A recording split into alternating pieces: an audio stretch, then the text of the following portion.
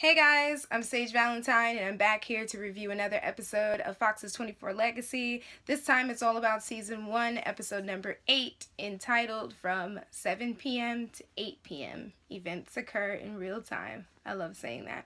Anyway, when we last left poor Locke, he was handcuffed to some sort of pipe in this parking garage after Andy and Eric basically left him there. So he finds a way to free himself. He immediately calls up Keith Mullins, aka Zoom from The Flash, and he basically explains the whole situation involving Andy and Eric and the broken flash drive and how they traded themselves for Eric's wife and Eric's brother, and this whole mission is a suicide mission. And Mullins is kind of like, I can't believe that Andy would get himself into a situation that would be a suicide mission, and Mariana is like there, and she kind of sort of overhears him, but also he's talking to her, and she kind of says to him, you know, this whole job was Andy's life, so it's not surprising that he would do something as big as this. So it's clear that she kind of likes Andy, like she thinks Andy's cool, because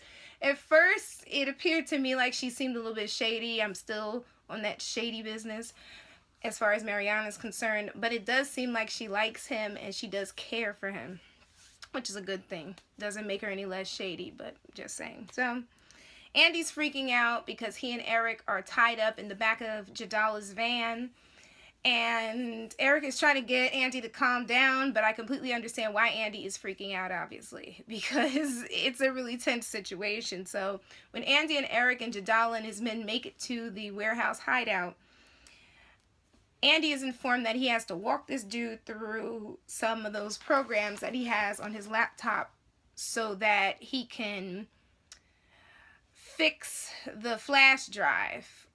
Well, at least that's what Jadala's men, initially it seems like they're going along with, but we learn later that that's not the case at all. But anyway, as far as the situation is concerned, at that part of the episode with Andy having to walk this dude through those programs, it's a pretty tense situation. Nicole wants Isaac to turn around and go back because she knows that, or she has this gut feeling that Eric is going to be killed by Jadala's men. I mean, obviously it seems that way, but it appears that Eric can get himself in and out of situations, so my money's on Eric. But as far as Nicole is concerned, she wants to go back. Isaac is like, no, he won't do it. Then Nicole accuses him of not going back because basically she tries to say that he wants Eric out of the way, and then all of a sudden somebody starts shooting at the car, and it's one of Jadala's men. Isaac and Nicole end up having to like swerve and stop, and they're running. Then they hide in this building and they're being pursued by these, like, I think it was two guys, because I thought it was three, but it might have been two guys. Anyway, all of a sudden it's Isaac versus this one dude and Nicole versus this other dude. It's a big fight scene. Isaac basically tells Nicole, listen, I'm not calling CTU. That whole statement is another part of the 24 legacy, because if you've been watching the series 24 Live Another Day, you know that CTU is a little bit shady. So Isaac has every right to feel this way. And all of a sudden he decides that he's going to call his crew, and I'm just like, the hood is on the way. Everything is safe, because it seemed like so far Nicole was pretty safe in the hood when nobody knew she was there. But she was pretty safe, and those men did protect her, and they gave their lives to protect her and Isaac when they got, like, captured. So she seemed like she was okay with the hood, so here comes the hood. So Henry Donovan tries to get that girl, I believe her name is Cedra, to stop this whole chemical interrogation torture thing. And the more he talks, the more it's clear Cedra is not listening to him. This is not going to happen the way he wants it to. And also, outside the room, Rebecca and Tony Almeida are listening. So there's no way she would even consider going against Tony Almeida. Not like she was going to, but still, people are listening. Like, that could get her killed, considering that Tony is not who he used to be back in the day, in the beginning, when we first met him in 24. He was a little bit more rational back then.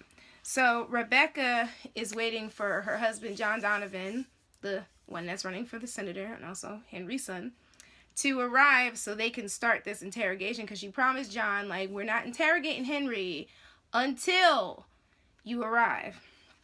So Jadala starts talking to Eric, and he tries to level with him. He says, you know, I know about you, and you and I are kind of alike, and, you know, your brother is all into your wife. And it's like, Eric kind of already knows that, but still it feels like Jadala is trying to chip at him a little bit to get him off of his game, to make his focus go instead of. So Jadala says that thanks to Eric, he is fulfilling his dream. And he said that all of this is Eric's fault. But it's not Eric's fault. It's Henry Donovan's fault. Because Henry Donovan is the one who sold out all those Army Rangers who killed Ben Khalid. So, anyways, Jadala's men learn that Andy's laptop is clean. And they tell Andy to proceed with trying to fix that broken key. And all of a sudden, Andy does what he's supposed to do, and the virus on his computer is triggered, and it appears like the flash drive is being destroyed, but in actuality, Jadala figured that this is what they would probably try to do and gave Andy a fake flash drive. And poor Andy fell right into their trap. So Jadala tries to get Andy to take the real one and fix it. Andy won't do it, so all of a sudden he stabs Andy in the leg and starts talking even before that about dismembering Andy. I'm just like, poor Andy. Poor baby. And he reminds me a lot of Chloe O'Brien in this series, because poor Andy doesn't know what he's getting into, and he reminds me of early Chloe. Early Chloe. So after a while and being in pain, Andy's like, okay, I'll do it. And then Jadala had taken that knife out of his leg, and it just looked so painful. I felt so bad for him. So John Donovan basically tells Rebecca, and I think he also said it to Tony Almeida, that he doesn't want this whole chemical torture thing to happen. Rebecca tries to reason with John, and she basically tells him, you know, when this is over, Henry is going to walk away healthy and fine. Maybe a little bit psychologically damaged and a little bit traumatized, but he'll be fine. The people who died in that attack are not so lucky. So John just goes along with what is about to happen, even though he doesn't want it to happen. And he ends up side-eyeing Rebecca for this whole situation, and he feels like for her this is another day at the office because of how quickly she was able to put all of this together like she's done it before. And he basically says he doesn't know her, meaning that the person he thought she was not who he thought she was. But as we've learned from watching Jack Bauer and watching 24 and 24 Legacy, anytime somebody is the head of CTU or a part of CTU, they had to do something that their family has no clue about, and they just had to live with it. So this new CTU guy has taken Andy's job. It appears like it to me. And he's having trouble at first finding a location via satellite of Jadala's van, but then all of a sudden he finds it, and Mariana tells Keith Mullins that they will have a location in 5 minutes. So Andy is nearly successful in fixing that little broken key or damaged key. Eric makes a move to escape, and it's pretty cool how he throws himself backwards. He breaks the chair, and he throws a grenade, and he's fighting until he ends up getting his butt kicked, and he doesn't escape. And then here comes Jadala trying to rub it in his face, like God is on his side. I'm speaking as Jadala, and how, you know, this is going to be successful, blah, blah, blah, blah, blah. And Eric's just like, you know, this country, the United States, is bigger than your jihad, and once your so-called jihad happens, the country will still keep running. In other words, you're not going to go as far as you think you are, because you will eventually be taken down. So, Tony Almeida starts questioning Henry Donovan, John Donovan's father, and Rebecca's father-in-law, you know, at the whole black site, the torture thingy. And Henry is suffering, but he's not talking. For some strange reason, he does not want to talk. He's not saying anything. And why am I saying some strange reason? Because after a while, you would think that pain would cause somebody to say something, but clearly Henry is involved in something pretty crazy, and that's why he will not talk. So John and Rebecca are just forced to stand there outside of the room, looking through the two-way glass, I think they call it the two-way glass, watching him suffer. Keith Mullins, aka Zoom from The Flash, is trying to reason with the DOD and the other agency that I can't think of off the top of my head, and they won't listen to him. They basically want his coordinates for Jadala, Ben Khalid, and his men, despite the fact that they know that Eric and Andy are in this building with them. The government's like, you know what, we're done with this. We need to take them out. We've got a team in the air. We're going to drop a bomb. All we need is the coordinates for the location. And Mullins doesn't want to go along with this, but he ends up going along with it. So Nicole witnesses Isaac torturing this dude, the one dude that Jadala spoke to and told to follow Nicole and Isaac and kill him. And that guy tells Isaac about the location of the warehouse. All of a sudden, Isaac's crew shows up, and Isaac shoots that dude in the head. So one of the dudes in the crew, who reminds me of the one with the messed up eye that kind of told Nicole to speak to Isaac, and then Isaac kind of got upset and pushed her on the floor. Well, now he's saying this whole terrorist situation is not our problem, and Isaac's just like, you know what? I'm going to double your cuts if you guys help out with this. And Nicole manages to motivate them to get involved, and she starts talking about family and some other stuff, and that's all they need. And all of a sudden, the crew is down for the fight. I see where Isaac is coming from. It's best if Nicole stays back at the warehouse with the other two guys, because she'll be a hindrance. If something happens and she dies, that will throw Eric off of his game. On top of the fact that Isaac won't be able to live with that. It's just going to be a crazy situation all around. So Isaac makes Nicole stay behind with two of his men and tells them to take care of her. Now, back at CTU, Mariana learns where Eric, Andy, Jadala's men, and Jadala are. And Keith tells Locke to prep a team for a cleanup operation, because the DNI's order is that they are going to send a team to basically drop a bomb on that warehouse and kill everybody in it, despite the fact that they know that Eric and Andy are in that building. It doesn't matter, and both Locke and Mullins are upset about this. So Mullins tells Mariana to send her info to the DOD and a tag team, and she does so reluctantly. So let's talk about actor Oded Fehr. I know of Oded Fehr from the Mummy franchise that was really big in the late 90s, early 2000s, and it had like the Scorpion King was like a branch off from the Mummy. Like, it was so big and it made all this money, but I really liked Oded Fehr's performance, and to see him on 24 Legacy was epic. And Eric Carter immediately recognizes Oded's character, who is named Naziri, but he must be going by another name because he was not happy to be called that, and he reassured one of Jadala's men, like, listen, this dude got hit in the head, my name is not Naziri. And he goes over, Naziri I'm talking about, to Eric, and he threatens Eric, like, if you say another word, I'm going to shoot you or I'm going to hurt you. So Jadala, I believe this is the person who said it, he says that once the damaged disc is fixed, then all 14 sleeper cells will be activated.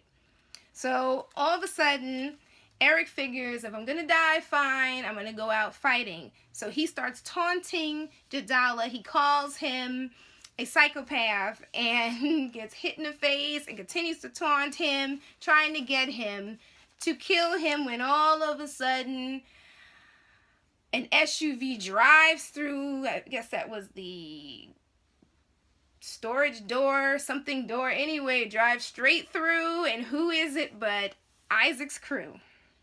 And this firefight begins. It is epic. It's Jadala's men versus Isaac's men. It reminds me so much of All Out War from The Walking Dead, because it's like people are shooting and people are dropping like flies and getting hit, and I was just like, this scene is crazy. So CTU learns that they made a positive ID of one of the people standing outside of the warehouse, and it was Eric Carter's brother Isaac. So Andy calls in, speaks to Mariana, and Mariana tells him, Andy, you gotta go. In 3 minutes, there's a strike team coming, and they're going to hit that building, and they're going to blow it up. So all of a sudden, word goes from Andy to Eric to Isaac to everybody else, and people start scrambling, the ones who know. But they're still shooting. They're just running and shooting. Then all of a sudden, Eric and Isaac are escaping out what looks like a some sort of loading dock or something, and you see Andy running, and he grabs the damaged disc and the drive, and then he takes off limping away. And then all of a sudden, one of Jadala's men shot Isaac, and everybody escapes out of that building in the nick of time, and the bomb is dropped and it blows up. But we learn that Eric's okay, Isaac is okay, and Andy's okay, and I can assume that most of Isaac's men are probably okay as well. They're just a little shaken up. So Eric goes back inside. He's determined to find Jadala. We see Henry Donovan suffering. I mean, suffering really bad, but he still refuses to tell the truth. That's why I truly believe that he is involved in a mess that's even bigger than this Jadala thing. Even bigger than the Army Ranger thing. Like, this dude must have made a deal with a devil that walks this earth. Probably Naziri, honestly. That dude seems to have 9 lives like a cat. But anyway, John all of a sudden says he wants all of this to stop. Rebecca tells him, go ahead. Tony Almeida's just like, no, what is going on? We almost got him to talk. I feel like he's going to say something. And Rebecca informs him, well, Keith Mullins just called me. They located Jadala. There's no need to torture him anymore. And it appears that Rebecca and John's relationship is now strained. If it wasn't already strained, it's now really, really strained.